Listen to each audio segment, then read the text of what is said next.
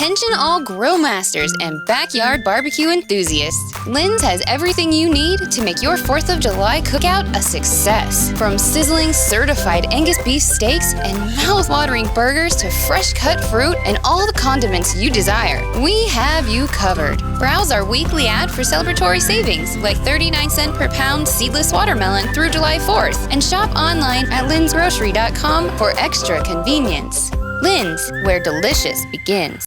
History as it happens, October 3rd, 2024. The Looming Quagmire.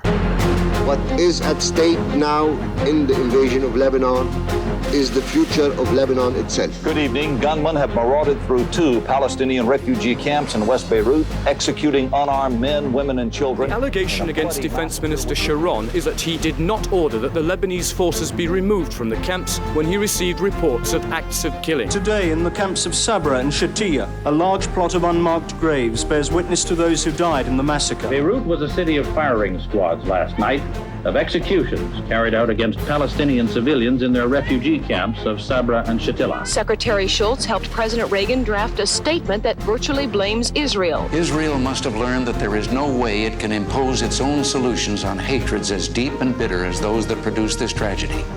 If it seeks to do so, it will only sink more deeply into the quagmire that looms before it. Israel's invasion of southern Lebanon is evoking memories of 1982, when Israel sought to rout an enemy that had attacked it from the other side of the border, leading to a catastrophe for Palestinian civilians, remembered by the name Sabra and Shatila, sparking international outrage and a rebuke from Washington. 42 years later, is Israel heading into a Lebanese abyss once more? Are Iran and the United States on a collision course? That's next as we report History as It Happens, a podcast from the Washington Times. I'm Martin DeCaro. Beirut at the time was a city on fire. A city on fire. You cannot imagine how it looked like. And the idea was to put pressure on Beirut. And you know, the word pressure I'm using now is very neutral. But the idea was to turn the life of the people of Beirut into hell, so that they will go to Yasser Arafat, who was hiding somewhere in a bunker in Beirut, and say to him, Mr. Arafat, you have to go, because if you refuse to go, there will be no Beirut. On September 14, 1982, the new president-elect of Lebanon was assassinated by Syrian agents. Bashir Gemayel was the leader of the right-wing Christian militia, the Phalange, known for its vengeful brutality and history of atrocities.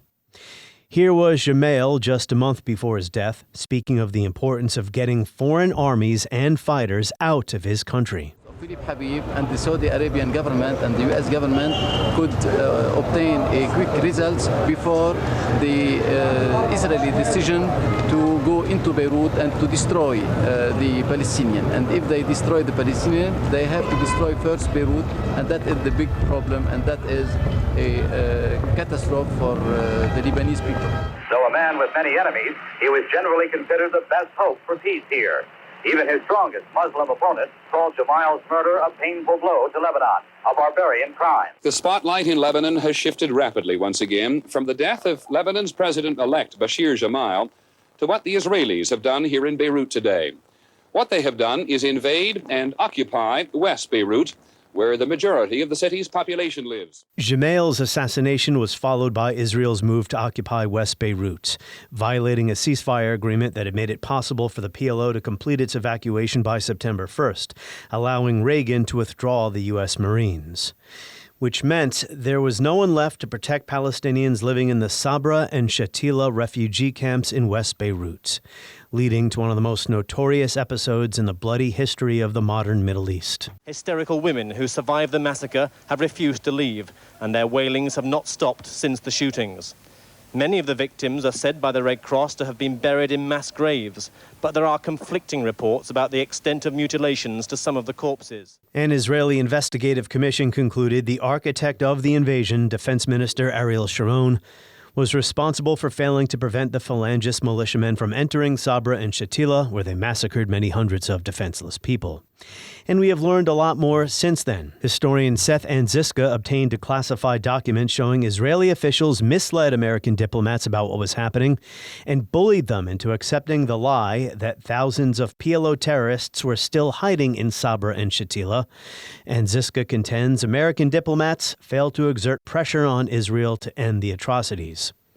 And the historian Rashid Khalidi says the U.S. bears a great deal of responsibility, too, because Secretary of State Al Haig greenlit the Israeli invasion of Lebanon, despite serious divisions within the Reagan administration.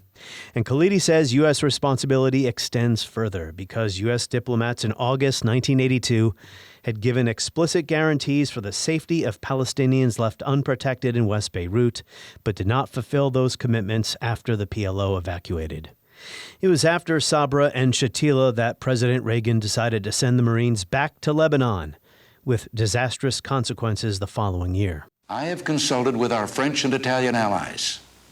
We have agreed to form a new multinational force similar to the one which served so well last month, with the mission of enabling the Lebanese government to resume full sovereignty over its capital, the essential precondition for extending its control over the entire country.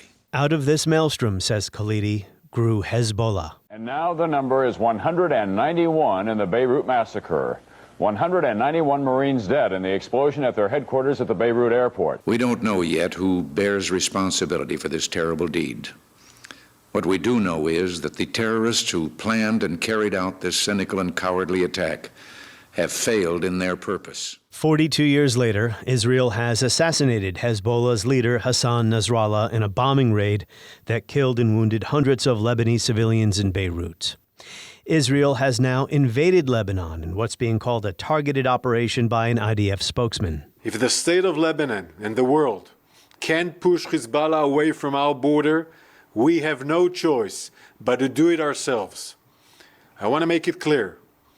Our war is with Hezbollah, not with the people of Lebanon. And Iran has now directly intervened in the conflict, retaliating against Israel, firing some 200 missiles at the Jewish state, but doing very little damage.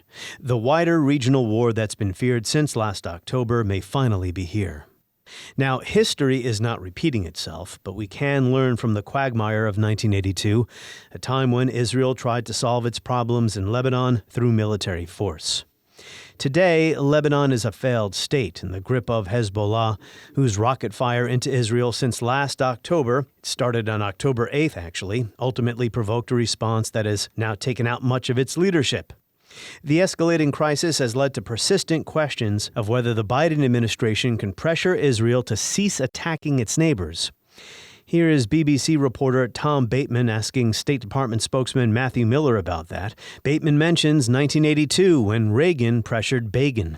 Ronald Reagan's diary entry for August the 12th, 1982 describes how he phoned Prime Minister Begin of Israel and told him to stop bombing Beirut or the US-Israel relationship would be endangered. I mean, to the accusation that you have simply not used leverage to get what you want, what do you say to that? And bearing in mind some precedents like that. So there have been a number of times over the course of this conflict where direct U.S. intervention with the government of Israel has led them to take steps that they were not previously doing, to take steps when it comes to humanitarian access, to take steps with regards to the shape of their military operations. I'm not going to speak to all those publicly. Some of them have been reported over time. But I do think it is often simplistic to reduce the calculus of other countries, to reduce the understanding of what's happening to the bilateral relationship between any two countries. Every country in this region is a sovereign country that makes their own decisions based on their interest. That was true before October 7th. That remains true. The United States will continue to work to advance its own interests, will continue to work to advance peace, advance stability in the region, but ultimately, all of the countries in the region, this includes Israel, this includes other countries, make their own decisions. They're responsible for their own decisions. They're responsible for the consequences of those decisions. I mean, Reagan did stop the bombing Begin stopped it 20 minutes later. Now, I think we have made clear on a number of occasions with the government of Israel what we believe. And there have been times when our intervention has led to direct action by the government of Israel. There are times when they have disagreements with us. And by the way, That was true in the Reagan administration, too. There's no administration that you look back through history will tell you that they have a perfect record in influencing any other country's behavior or decision-making. Well, whatever Biden has said to Netanyahu privately has not ended hostilities. We know that.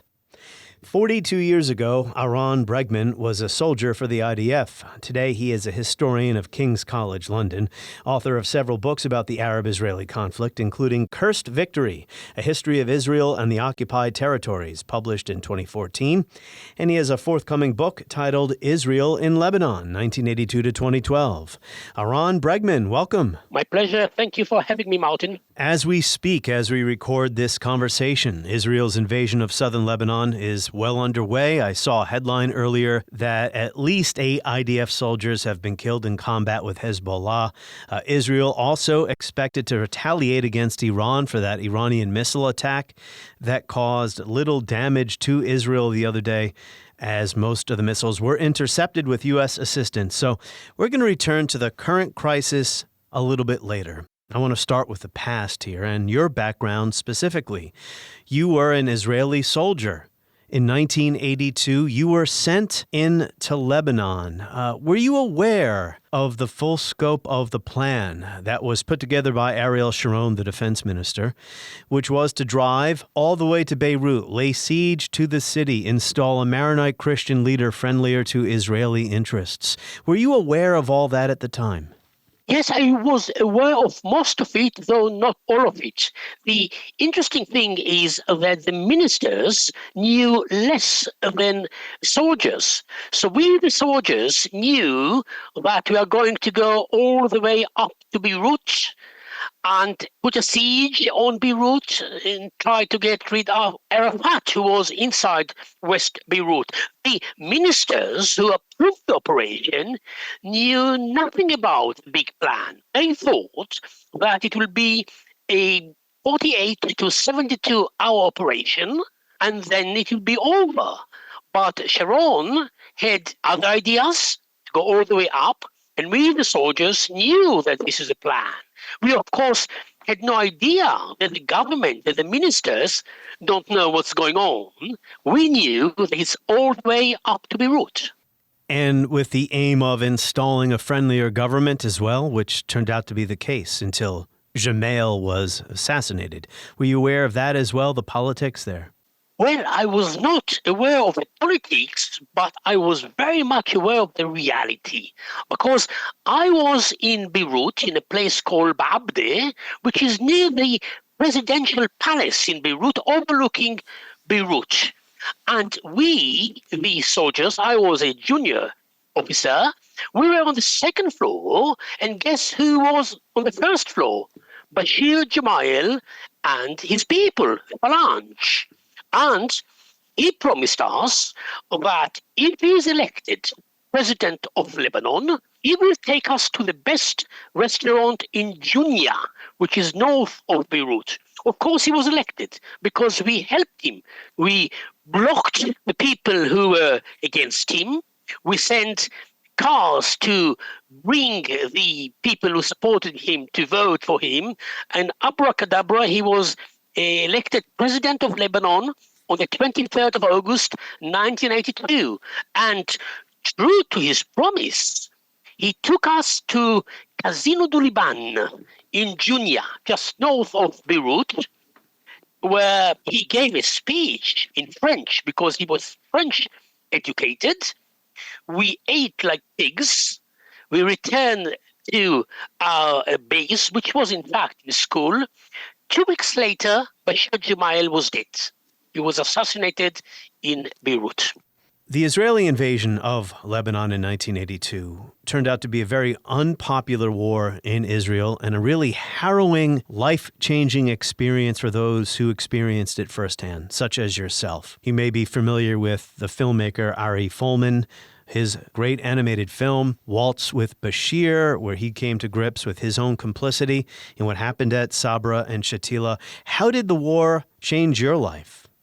It changed my life dramatically in the sense that from a center-right person, I became a center-left person. Because you see, we were in Beirut listening to Israeli radio, shortwaves, where they reported to the Israeli people, they told the Israeli people that Lebanon and Beirut is quiet.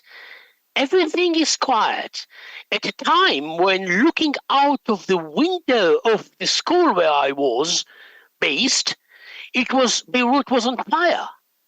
And therefore there was a gap between the reality and the lies we were told, or the people of Israel were told on the radio. And it changed me a lot, and it changed many other people. After the war, I, of course, left the military.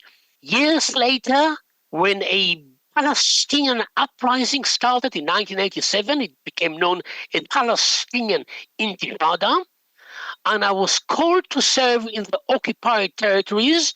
I said, this time I'm not part of the game, and I refused to serve in the occupied territories, and I left Israel, and this is why I'm in England now. So Lebanon judged me so much that I found myself, you can say, moving from Beirut to England, and it all had to do with military, with what happened in 1982. And it led to the end of Menachem Begin's political career. It had a huge impact on Israeli politics. It really strained the U.S.-Israeli relationship, maybe in ways we don't see today, despite Israel's behavior in this war. It still has steadfast U.S. support. Ronald Reagan was still a supporter of Israel, but he withheld arms shipments, and he threatened Menachem Begin with, this is going to impact our relationship permanently unless you change course here. That was with regard to the siege of Beirut in the summer of 1982, which really soured the Reagan administration on what Israel was doing. You had mentioned that you were in Beirut. You witnessed the siege. Was it as terrible as I've been reading about? The destruction of Beirut and the killing of thousands of civilians. I'm afraid to say that I was a junior officer, but I was part of the siege. And in hindsight, when you are a soldier, you just do your job. You don't realize, you don't know what is the big picture. So at the time, as an artillery officer, I would go to the next room, collect my targets, which will be a PLO mortar or a PLO tent. I will go back to my room and I'll use the artillery against it. Now, we were not firing on Beirut. The targets were inside Beirut. Beirut at the time was not in a good shape because there was a terrible civil war in Lebanon, which started in 1975, and it would go on until 1991. But we, Israelis, came there in 1982 with our cannons and airplanes, etc., and we added to the destruction. Beirut at the time was a city on fire. A city on fire. You cannot imagine how it looked like. And the idea was to put pressure on Beirut. And the word pressure I'm using now is very neutral. But the idea was to turn the life of the people of Beirut into hell so that they will go to Yasser Arafat, who was hiding somewhere in a bunker in Beirut, and say to him, Mr. Arafat, you have to go, because if you refuse to go, there will be no Beirut. And what happened was that the people of Beirut, the government, which was still there, not functioning 100%, but still there, they sent someone to Yasser Arafat. His name was Johnny Abdu. Johnny Abdu was the director of military intelligence in the Lebanese army. He went to Yasser Arafat and he said to him, you have to go. And Arafat said, are you telling that I have to go? And Johnny Abdu said to him, yes, you have to go, otherwise there will be no Beirut. And Yasser Arafat left with American help. he was exiled to Tunisia. That's right. Phil Habib, the U.S. ambassador or U.S. envoy, Phil Habib was important there as well. Phil never lost hope, and in the end, his spirit and determination carried the day, and we all owe him a debt of gratitude. The parties who made this plan possible have a special responsibility for ensuring its successful completion or implementation. I expect its terms to be carried out in good faith and in accordance with the agreed timetable, and this will require meticulous adherence to the ceasefire. Philip Habib, he negotiated with the Israelis, with Ariel Sharon, and because the Israelis cut off electricity, Philip Habib negotiated the departure of Yasser Arafat with candles around him and Sharon. There was no electricity. The Israelis just cut it off. Water too. It was a siege. So in the dark, Philip Habib negotiated with the Israelis the end of the siege and the departure of Yasser Arafat out of Beirut. And I recently, if I may, saw pictures of Beirut, and I was taken aback by the beauty of Beirut, how they rebuilt it over the years. And you know, Martin, the tragedy of Beirut is that we are again on this brink of a potential third Lebanon war, because, as you said, the Israelis had just invaded Lebanon, and I'm expecting a lot of destruction in Lebanon. The circumstances are different. Today, the Israelis are saying this is going to be short and quick and targeted, whereas the 82 invasion was a massive invasion. However, the IDF at the time thought it would go much easier than it wound up going. Israel wound up staying in Lebanon until 2000. It didn't even partially withdraw until 1985. So it did turn into a quagmire, and the fear is, and I know that you've been stating this fear on Twitter, now X, that the current war could also turn into a quagmire regardless of what the intention is. I mean, that is kind of the nature of war. You see, there is a dynamic, which is that you as a soldier, or the one who's planning the operations, think that it's going to be short. First World War, you know, they said, oh, we are going to send the boys, and the boys will be back before Christmas. Or think about Vietnam. Or think about, talking Middle East, about the Iraq War. The United States invaded in March 2003. In May, George W. Bush came to the region, stood there with a banner behind him, mission accomplished, May 2003. Major combat operations in Iraq have ended. In the Battle of Iraq, the United States and our allies have prevailed. And the United States forces stayed there until December, 18th of December, 2011. So you think always that it's going to be short, but there is a dynamic, because what usually happens, this is one thing, you start losing troops, men, people are killed. And then you say, oh, we sacrificed all these boys. Are we going to withdraw now?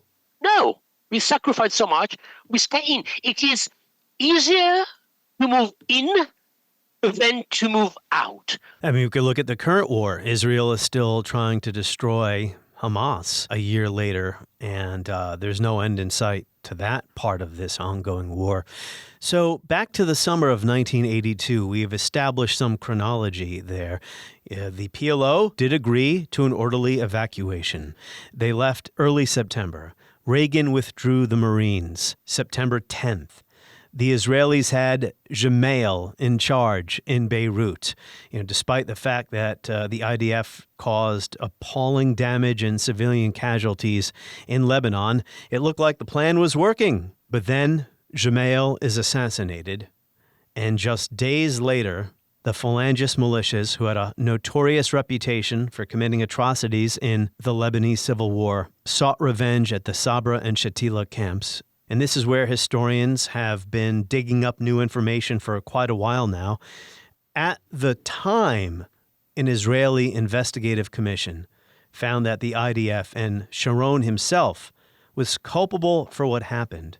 But we've learned even more since then, that the IDF didn't just let, these militiamen into the camps, that they wanted them to enter the camps and knew all along what was going to happen and what did happen. Do you agree with that as a historian? Wow, it's a big one. I was there. I was not there during what happened. It's strange because I came back, I think it was the 16th or 17th of September, I might be wrong, 1982. I came back from a weekend in Tel Aviv. We used to fly from Beirut to Tel Aviv and fly back by helicopter above the sea. And I came back, we stayed in a school, El Jamus school, and there was nobody there when I was back. And slowly, gradually, my friends, my colleagues, other soldiers started coming back. And I asked, where have you been? Oh, we had an operation with the phalange.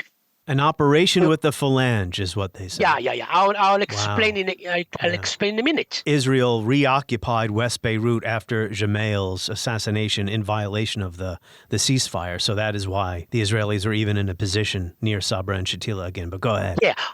Yeah, but they were outside the two camps. The Israeli forces were around the camps, not inside the camps. But as an occupying force, first of all, legally, you are in charge of what's happening there. So it was Israel's responsibility. But then, without Israeli permission, the phalange could not have moved into the camps. They needed an Israeli permission. So the Israeli permission was given, the gate was opened, and they started doing whatever they did. And at night, the artillery, when I talked about helping in the operation, artillery illuminated the area. In artillery, you can turn the night into day because you can fly certain shells. So you're launching of flares over here. Exactly. But big ones, 155 millimeter, not the small ones. So it's like daytime. So they did what they did, which was to slaughter up to 1,000, I think, people. We are not sure about the numbers. Animals and horses and dogs, everything. They shot everything. Terrible pictures came out. At the time we didn't have social media, etc., but we had the war photographers who were there and produced horrible pictures of the massacre.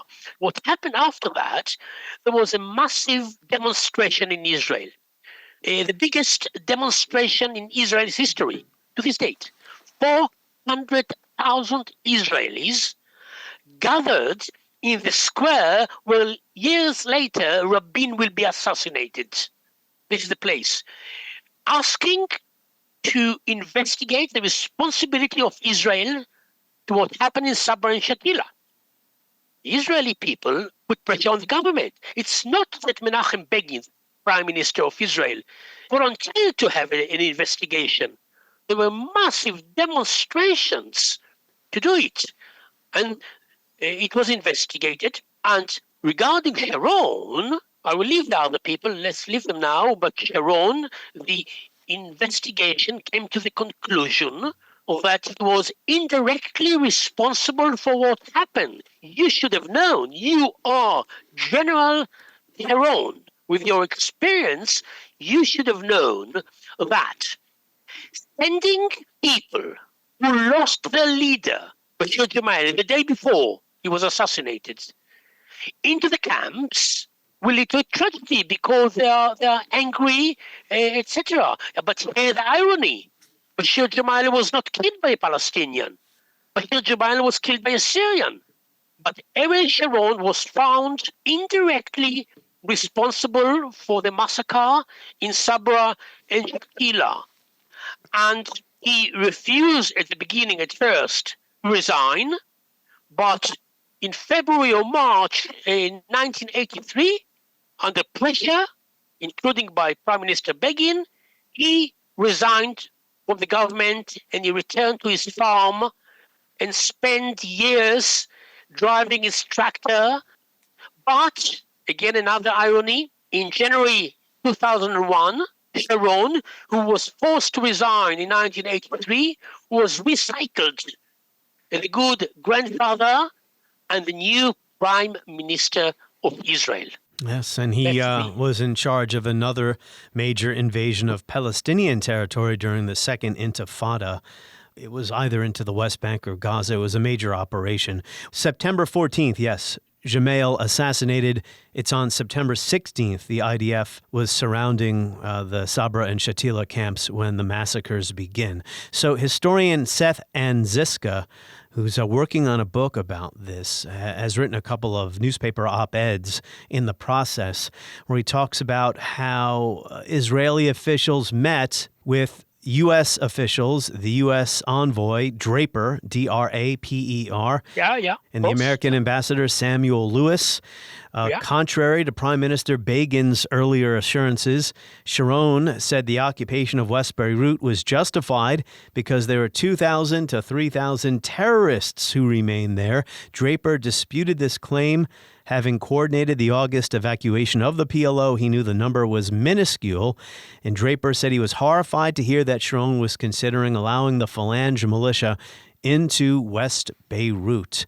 Also, Rashid Khalidi, the historian at Columbia University in New York, has written quite a bit about this based on declassified documents, and he believes that the Phalange, the Israelis, and the United States all bear responsibility for what happened there. He said the U.S. did not put enough pressure on Israeli officials to curtail the killings once it began.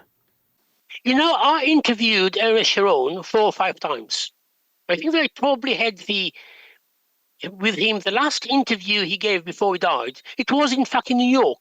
He came to to a meeting of the United Nations, and I was there to interview him. And I interviewed him, in fact, about the operation that you mentioned before. It was called Operation Defensive Shield, April 2002. But let's leave it. Let's finish with Beirut first. I interviewed him about many things. The Yom Kippur War, where he was a big hero, 1967 war.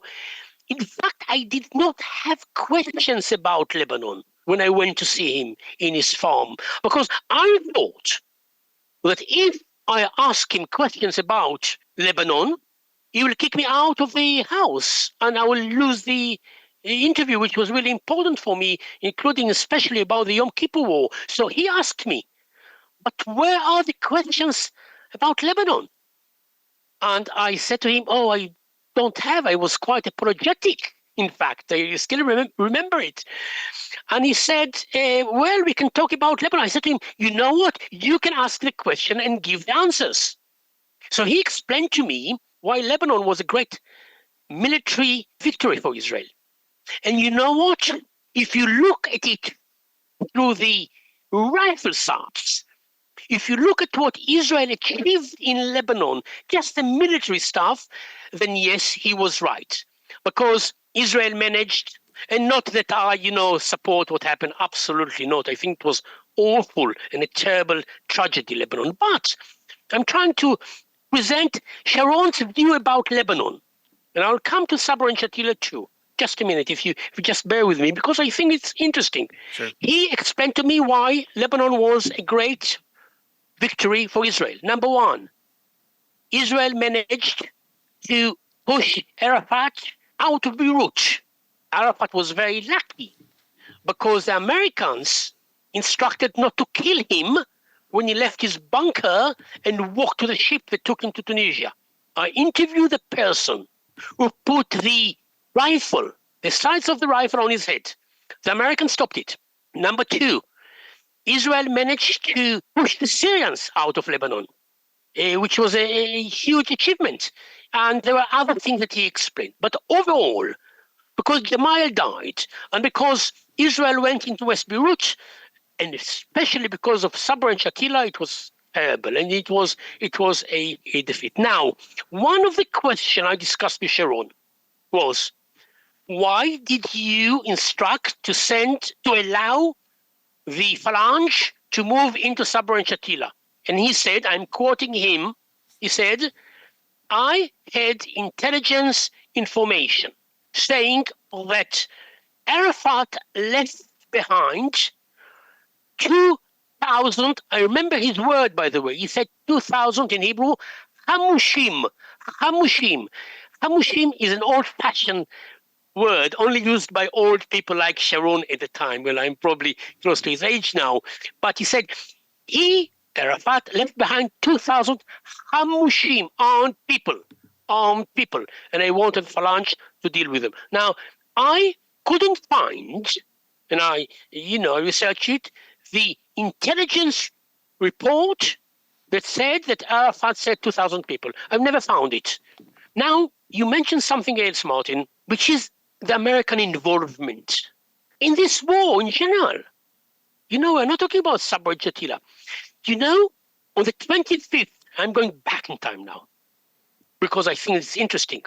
25th of May, 1982, the operation will start on the 6th of June. I'm now talking about 25th of May. Ariel Sharon traveled to Washington. He met with Alexander Haig. Alexander Haig was, of course, the Secretary of State, American Secretary of State. Soon to be replaced by Schultz, but go ahead, yeah. Of course, yeah. They met in the Pentagon. Sharon went to ask American permission to go into Lebanon. He said to Haig, and I interviewed Sharon on it, and we also interviewed for the BBC Haig on it, about this conversation. Sharon said to Haig, Alexander Haig, the Palestinians are firing at us, which was a lie, by the way, because there was a ceasefire negotiated or arranged by Philip Habib, who was the envoy. They are firing at us, and we are going to go into Lebanon. So said Sharon to Alexander Haig. Listen what Alexander Haig said to him. I'm quoting word by word, and I remember the words. Alexander Haig said to Sharon, nothing should be done in Lebanon without an internationally recognized provocation. Again, nothing should be done in Lebanon without an internationally recognized provocation. In other words, something should happen to you, done by the PLO, someone else, and then, okay. And your reaction should be proportionate. Ariel Sharon returned to Israel a happy man. He believed that he got from Alexander Haig something between amber and green light to go to war. Because what Alexander Haig said to him was basically, if something happens in Lebanon, a provocation, you can go, but don't overdo it. If you take what Alexander Haig said to him and put it on its head, Alexander Haig said, if there is a big provocation, you can go. Don't overdo it, but you can go. They never really got the big provocation because, we all know, or we should know, that going back to the 1970s, there had been a cycle of Palestinian PLO attacks from Lebanon into northern Israel, Israeli retaliation causing displacement of the Shia in southern Lebanon to what became a poverty belt around Beirut. There was a lot of violence. But in the early 1980s, that problem had diminished greatly. What happened was an Israeli ambassador, I believe in London, was either assassinated or it was an attempted assassination. It wasn't even done by the PLO, but that's... Exactly. Yeah. Exactly. That's a very good point, Martin. I was a captain. We were sitting on the tanks, on the cannons, waiting for the provocation to happen. So someone was killed. His name was Bar Simantov, was killed by a mine or whatever. We thought, we are going in. And then someone was assassinated, a Mossad agent was assassinated in Spain, I think. We said, that's the provocation, we are going to go in. The provocation came from London, where the Israeli ambassador was attacked, people by Palestinians, but from the Abu Nidal group. This was an extreme faction, not under the control of the PLO of Yasser Arafat. But Menachem Begin said, before the war, people in the cabinet said to him, look, this is not the PLO. Abu Nidal, in fact, tried to kill Arafat. They're enemies. Menachem Begin said, doesn't matter. They are all PLO, and we are going in. And we moved in, you see. But this is, Martin, just, the American involvement before the war. And just one more thing, the Americans, after the meeting between Sharon and Haig, realized that the Israelis might misunderstand the message. So President Reagan sent a letter to Prime Minister Begin. Don't misunderstand us. We are not giving you the green light to go into Lebanon. Menachem Begin replied, we are not a banana republic. Well, after the war began, Begin was in Washington, met with Reagan, and had the audacity to tell reporters, we have not invaded any country. I have read in some newspapers in this great country that Israel invaded Lebanon. This is a misnomer. Israel did not invade any country. You do invade a land when you want to conquer it, or to annex it, or at least to conquer part of it. We don't covet even 1 inch of Lebanese territory, and willingly we will withdraw our troops, all of our troops, and bring them back home as soon as possible. And as I mentioned earlier, Israel only partially withdrew in 1985 and didn't fully withdraw until 2000. The other and most important missing ingredient here that we haven't discussed yet, that is relevant to what's happening today, out of this storm, out of this maelstrom, grew Hezbollah. So Israel, in taking care of one problem, the PLO created another, the Hezbollah, a Lebanese militia that formed to resist the Israeli occupation. Well, here we are today, Israel invading southern Lebanon to try to get Hezbollah away, at least from the border area. I mean, how possible is it? I know it's hard to predict the future. How possible is it that this current invasion gets bogged down and turns into a quagmire? First of all, about Hezbollah. You know, when we invaded Lebanon, we moved north through the Shia villages in south Lebanon, to which the Israelis, while you and I are talking, are invading to. You know, they are moving into these villages. When we moved there in 1982, they threw at us flowers and rice. They welcomed us in 1982 because we liberated them from the Palestinians. The Palestinians controlled the area. But what happened as a result of the 1982 war, Hezbollah was born. We went to deal with the PLO. We, the Israelis, we gave birth to Hezbollah. So 2 important lessons of war. Number 1, be careful. You go there, you think that you'll be short, but you'll get stuck, you'll get bogged down there. Lesson number 2, be careful. You're going to sort out one problem, you'll give birth to another problem. Now, the danger for Israel now, today, at the time when they are gathering forces there, already 2 divisions, a big force, and moving into South Lebanon, they lost 8 people today, as you mentioned before. The real danger for them is that they will get stuck in Lebanon for years. And they will have to face Hezbollah guerrilla attacks, which, as they did today, they killed 8 people today, they will kill many more in the future. That's the danger for Israel. But the Israelis now think short term. They say, oh, it's a short, located, focused operation. Biden said it too, because Biden doesn't want to have something big before the November elections. For Biden, it's a nightmare what's happening in the Middle East now. The last thing you need is big operations, etc. So the Israelis and Biden, they say, oh, it's small, it's focused. Not true. Absolutely not true. It doesn't matter what they say. The Israelis are already concentrated 2 divisions. It's a huge force. You don't concentrate 2 divisions for a small operation. You just don't do that. And therefore, we are going to have weeks of Israeli operation in South Lebanon and probably pushing up to the north. And yes, the danger is that they will get stuck there for many years. That's the danger. People are questioning, what is the end game here? Is there a long-term plan, or is it permanent war? Deal our enemies as many difficult blows as we possibly can, because a diplomatic solution is simply not possible. Now, I don't agree with that. There are diplomatic ways out of this mess that won't solve all the problems, but will at least put an end to the violence for now. Critics of Israel say that is not what Netanyahu and his cabinet and even the IDF are thinking. They're thinking they're in this for the long run, and it's going to be a very long, maybe endless war. So deal as many punches to our enemies as possible, blows that will take them years to recover from. We have to be honest about this. Hezbollah has really suffered a number of significant blows to its leadership. Look, you mentioned the word endless.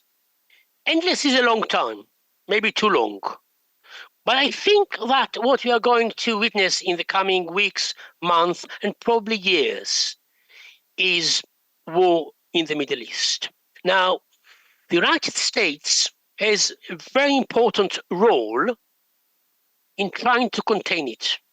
You know, Biden, whom I admired when he came to power, will go down in history as the person, as the president who enabled Israel to turn Gaza into dust. It's terrible to say what I have just said, but, you know, looking into the future, but he will go, you know, in history, go down in history as the one who enabled it. Because, look, Gaza, 67% of Gaza is dust, rubble. Do you know how it was done, Martin? With American weapons. Yes, of course. Not only American weapons, but very destructive American weapons. I'm talking about 1-ton bombs. Each bomb, Martin, 1,000 kilograms. You know, it's massive. I was an artillery officer. Each bomb that I fired was 50 kilograms. Each one. It was very heavy to carry it. And here, the Israelis dropped hundreds and thousands of 1-ton bombs on Gaza, provided to the Israelis by Biden. And therefore, it is the American responsibility to think what is going to be done with the weapons. It is American responsibility. And the problem is that Netanyahu doesn't count Biden. And Biden said, do not go to Rafah in South Gaza. And Netanyahu went to Rafah. Today, he probably said to him, I guess now, don't overdo it in Iran. Don't bomb the oil refinery or the nuclear facilities. I don't know what Netanyahu is going to do in Iran because the Israelis are going to attack Iran soon. Maybe they've already done it. We are busy talking about 1982. You know, I'm not a Trump supporter, but if Trump was in power, Netanyahu would not have messed up with him. Well, I think, if I can respond there, Donald Trump would put no, although it's impossible to know for sure, he would probably put no restrictions at all on Netanyahu's moves.